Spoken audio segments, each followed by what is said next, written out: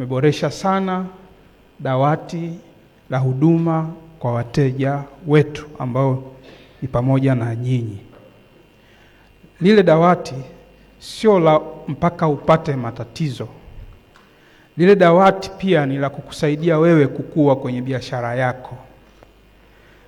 Kwa hiyo una uwezo wa kupiga simu aliyoitaja hapa au kuandika email, ukaorodhesha ajenda ulizokuwa nazo. Kama una issue ya kisheria, unahitaji ushauri kwenye uchumi, unahitaji ushauri kwenye mambo ya kiufundi na mambo mbalimbali,